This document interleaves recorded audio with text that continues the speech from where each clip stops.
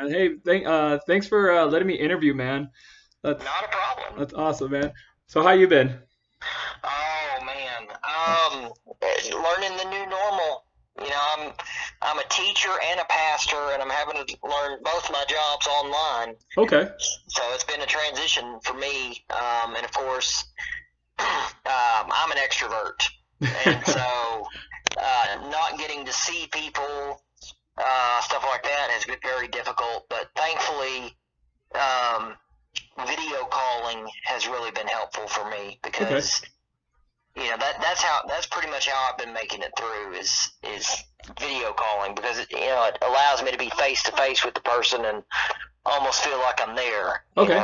Awesome, man. Awesome, awesome, cool, man. But like I said, thank you for letting me interview you. I guess like the purpose that I'm doing this is like essentially I guess as going to school and becoming a historian, like I guess it's like my oral obligation to document, this crisis essentially. Oh yeah. Like I know my professor, she essentially she made it into an assignment, but I kind of want to take it further and start interviewing more people instead of just documenting my life. I just kind of want to document whoever wants to do it, just document their life, and document their troubles and their troubles and tribulations, what they've gone through and all this stuff throughout this Uh-huh. whole crisis and stuff. But yeah, like I said, man, thanks. Um, I guess since you said you are a teacher and a pastor, like how has this crisis affected you? Well,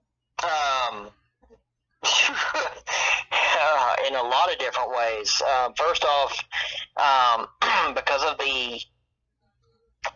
the quarantine and because of the social distancing uh, laws, I guess, I have not been able to go to either one of my places of work. Okay. All of and both of my jobs involve person to person, interaction and speaking in front of groups Mhm. and um, all of these other things, and I can't do these things now. Yes. I can't have my people at my church. I can't have my kids in my classroom. I can't walk up to their desk and look at their homework and show them, what's going on. And so I've had to learn new ways to communicate. I've had to learn new ways to um, share information. I've had to, and not just communicate, but communicate in a way that is specific to teachers and pastors. Mhm. And there's things I've had to change in my church. We've got to do communion differently. Okay. The one of the biggest weeks in the church calendar is coming up next week, Yes, definitely, and definitely. I got to figure out how to do Monday, Thursday. I got to figure out how to do communion. I got to figure out what I'm going to do for Palm Sunday, and you've got some people who during the course of the year only go to church twice. you know, Christmas and Easter, Yep. and that's not for people, and even for people that go constantly. This is a huge deal for them. So Mhm. I'm having to, reach out to them. I'm having to find new ways to connect to the senior citizens Okay. in my church because not all of them are internet savvy, and I can't go visit them because they're in at-risk groups, and so I have to try to find new ways to work with them. I've got Okay. students who don't have internet access, Okay. so they're having to find new ways to work around that. And with the school giving them new technology, and some of the cable companies are actually providing free internet for right now. Okay. So it's a new paradigm. It's a new normal, Yeah. and you know I'm not even teaching right now. They took away my classes Oh. And because of my technical background, I'm now the tech support guy for my campus. Huh. So I'm having to basically help others troubleshoot their issues. Okay. And I mean, it's all and all this while trying to work with my own family and my own kids and stuff like that. Mhm. Yeah. So. Okay. Let me see. I know. If I can remember quickly, I remember you were in the military. What did you do in the military? I was in the Army. Mm-hmm. I was a preventive medicine technician. Okay. I guess with that background, with you having that background, like, what is your take on the response of the United States or even Texas on this whole crisis? Like, did they act accordingly? Did they act too slow? Or what's your opinion on that? I think, and I mean, yes, I think that as a country we reacted too slowly. Mm-hmm. I do. I don't necessarily feel the anger that some people do, because I mean, I think that in America we've gotten to the point where we kind of believe we're untouchable. Yeah. This is an other country thing.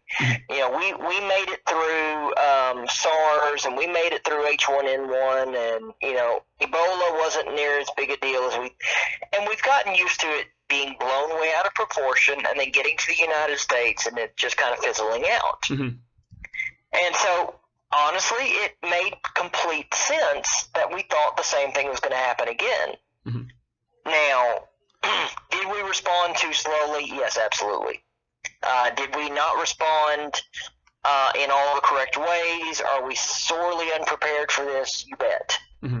Could things have been done better?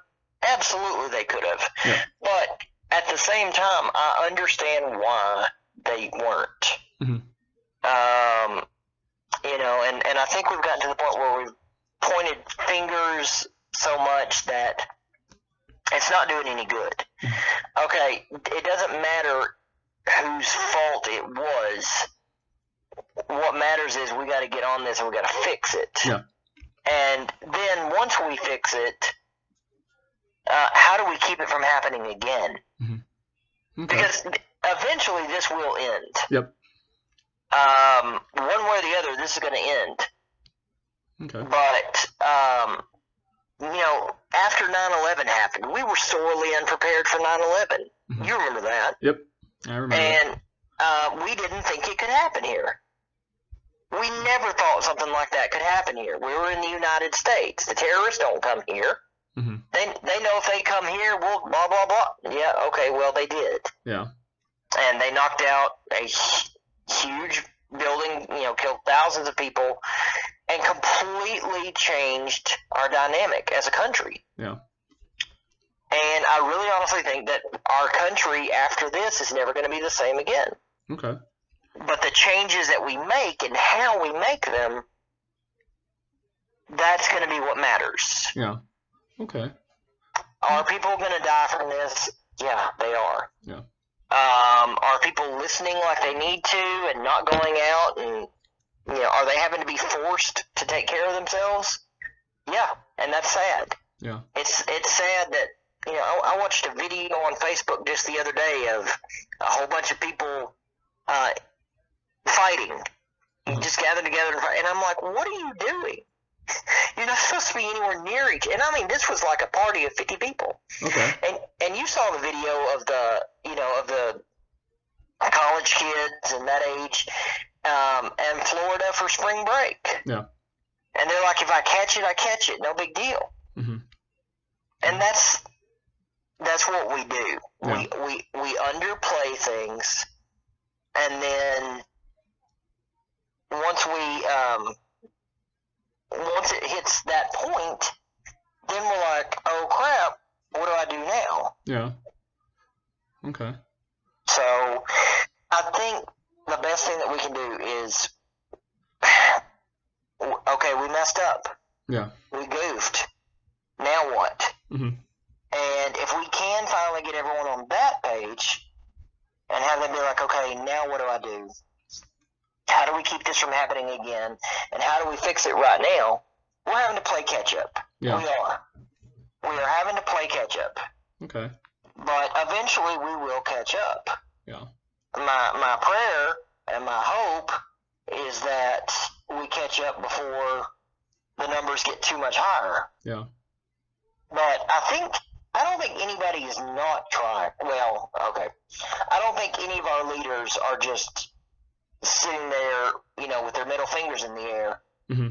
But I don't know how well equipped we are, especially if we keep trying to do things our way.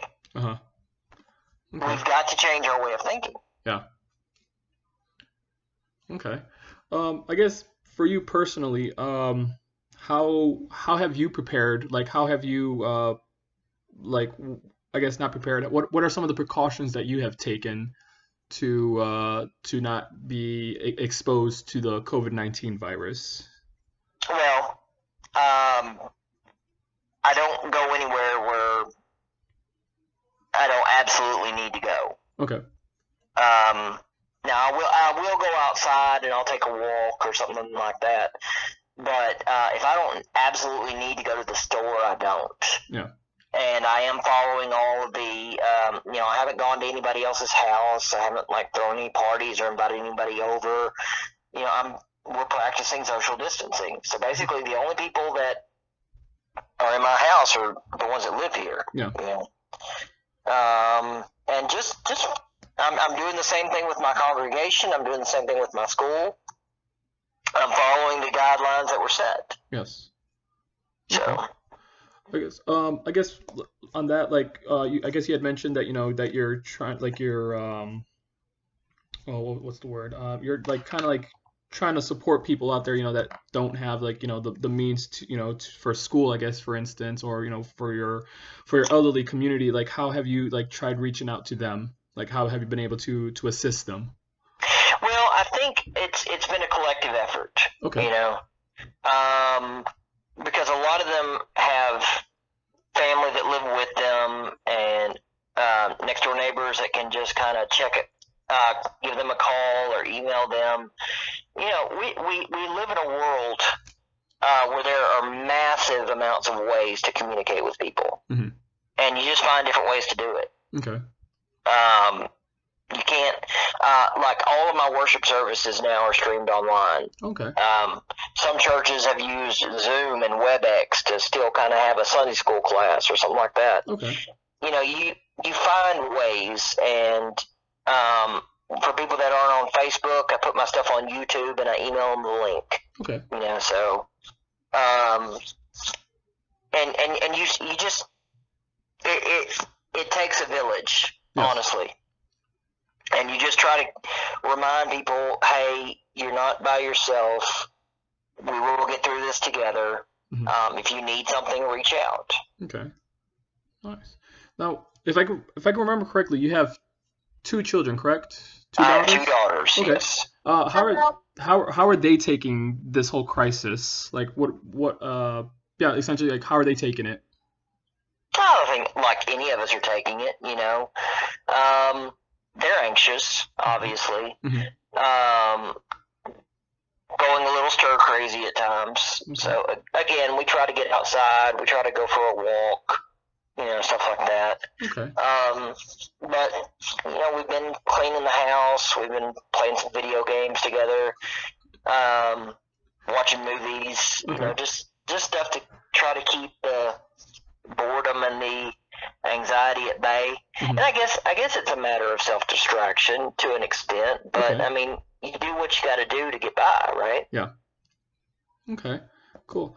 I guess as far as for you, I know you said you don't go outside very much, or you don't have to go, if you don't have to go to the store, you don't go, but when you do go to the store, what are your observations? What do you see? I would say that you've got some people who are still hoarding, mm-hmm. Unfortunately. You've got some people that are, I if you had told me 6 months ago that I would walk into a store And every single time I would walk into the store, the toilet paper aisle would be completely bare. Mm-hmm. That's insane. Yeah. You know, if you told me that every time I walked past the hand sanitizer aisle, I would have laughed at you. Yeah. But that's the world we live in right now. Mm-hmm. And of course, you've got some people who are still going up there for non-essentials. They're going up there just because they want to get out of the house, and it's the only place that's open. Yeah. So they're going to go and chill and just look around for a while. Okay. And they're not listening. And that's the most dangerous thing about it. You've got some people that are just going to do them.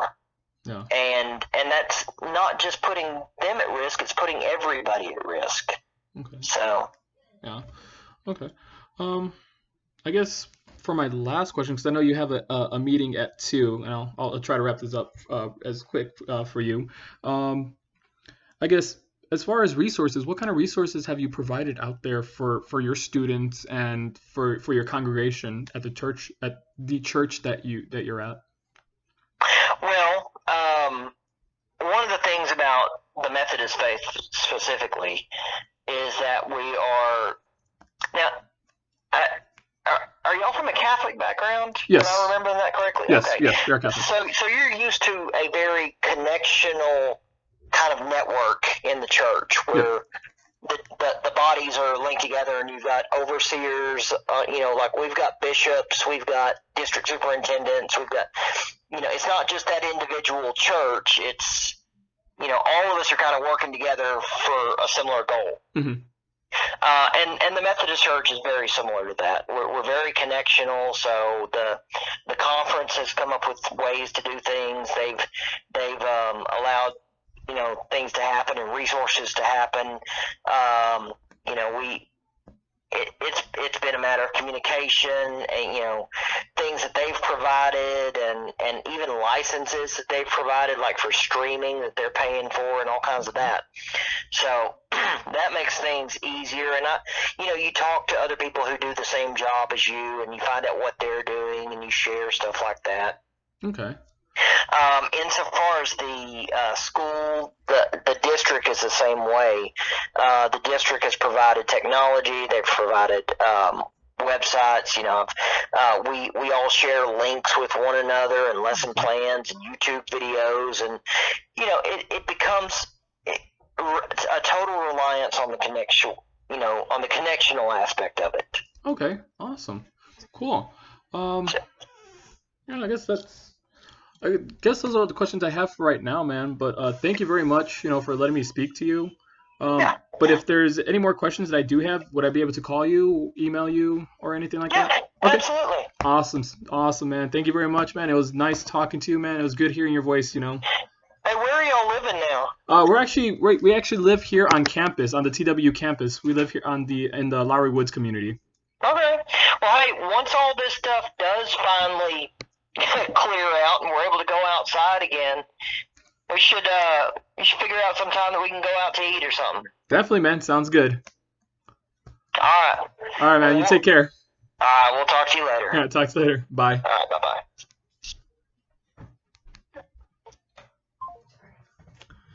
All right, that was Joseph Baker. I used to work with him at Rent-A-Center. He is a teacher at a school district, I believe, here in Denton, and he is also a pastor at a Methodist church in Aubrey. So it was good hearing from him.